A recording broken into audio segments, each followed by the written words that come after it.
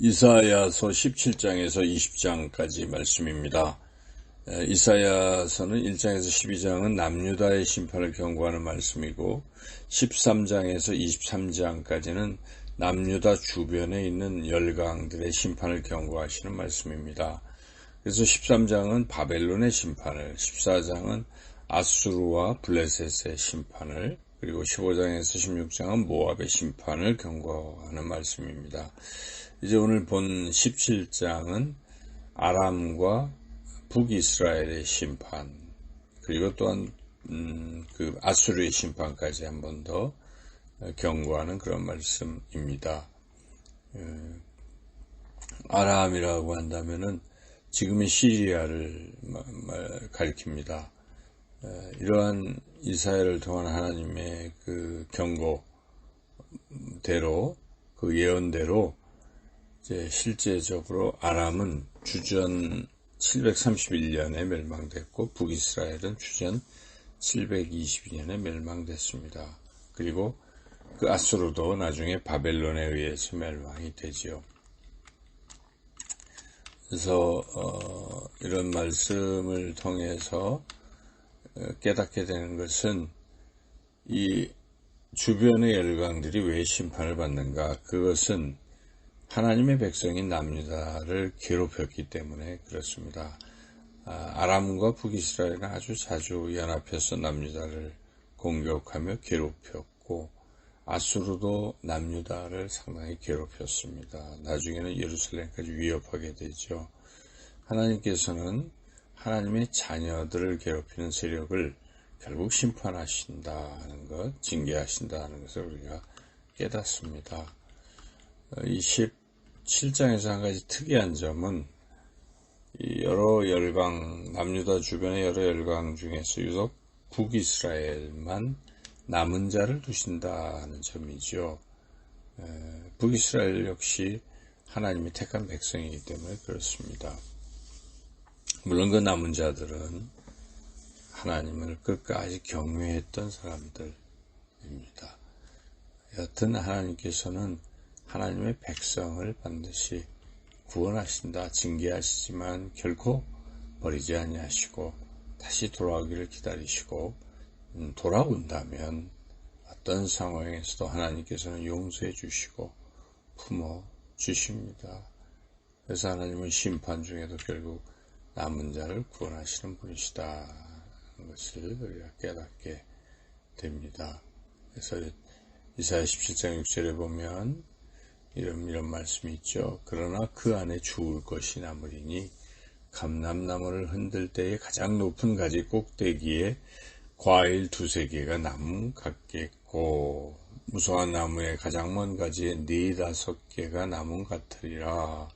이스라엘 하나님 여호와의 말씀이니라. 그래서 그런 남은 자들 끝까지 하나님을 의지하는 사람을 하나님께서는 구원하신다는 말씀입니다.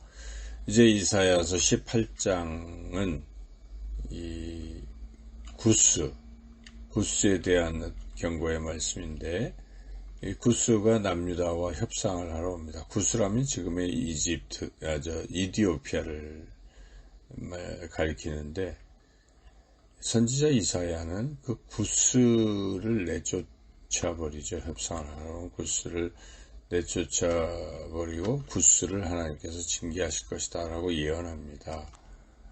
왜 그렇게 협상하러 온 구스를 내쫓고 구스의 징계를 망국하고 있는가 이사야가? 그것은 남유다가 이 강대국인 구스를 자꾸 의지하려고 했기 때문에 그렇습니다.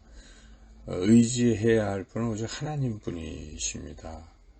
우리가 인간적인 어떤 지식, 경험, 또 계산, 다른 외부의 힘에 의지할 것이 아닙니다. 오직 전능하신 하나님만 의지해야 합니다. 그럴 때 하나님께서 나를 도우시고 붙드시고 인도하실 것입니다. 이사야서 이제 19장 말씀은 애굽에 대한 경고의 말씀인데 하나님께서 선지자 이사야를 통해서 애굽에 대해서 경고하십니다. 애굽이 내분이 일어날 것이고 또 애굽에 포악한 자가 출현할 것이고 또 나일강의 그 물이 넘쳐서 비옥한 옥토였는데 나일강의 물이 말라서 비옥한 땅이 안 되고 그리고 결국 경제적인 파탄이 일어나게 될 것을 예언합니다. 그런 가운데에 또한 애굽 백성들이 하나님께 회개하기 시작하고 그래서 하나님께서 징계를 푸시고 그리고 그 애굽도 애굽이 하나님을 경계하고 이스라엘과 다시 화합하게 될 것이다. 이제 이런 예언이 나옵니다. 그래서 이 말씀 19장 말씀을 통해서 우리는 그 누구라도 애굽조차도 그들이 회개하고 하나님께로 돌아오게 된다면 하나님은 그들을 구원하신다는 것이죠. 그래서 하나님의 그 구원은 모두에게 열려 있다 하는 것. 누구든지 하나님께로 돌아오면 다 용서해 주시고 회복시키시고 축복하시는 분이 바로 우리 하나님이십니다. 이제 이사야서 20장 말씀입니다. 이사야서 20장은 하나님께서 이사야에게 행동을 통해서 예언하라고 말씀하시는데 옷과 신을 벗으라 이렇게 말씀하시는데 이사야는 순종하고 실제로 옷을 벗고 또 신을 벗고 벌거벗은 몸으로 다니면서 하나님의 메시지를 전하고 있습니다. 그렇게 우리가 참 이 이사야의 절대적 순종의 모습을 보면서 하나님께서 하라고 하시면 때로는 내 자신이 수치를 당할지라도 그 일을 감당하는 거죠. 복음 전파를 하면서 수치를 당할 수도 있습니다. 모멸감을 겪을 수도 있습니다. 그럴 때도 복음 전파를 꺼려하지 말고 중단하지 말고 계속해야 한다는 그런 말씀이죠. 그래서 하나님께서는 이사야가 그렇게 3년 동안 벗은 몸과 벗은 발로 다니도록 하심으로써 당시에 그 애굽과 구스의 운명을 예고하셨습니다. 애굽과 구스의 백성이 포로가 되어서 아수르 왕에게 끌려갈 때 그들이 그 젊은 자나 늙은 자나 모두 다 벗은 몸, 벗은 발이 되어 수치를 당하게 될 것임을 예언하는 그런 말씀입니다.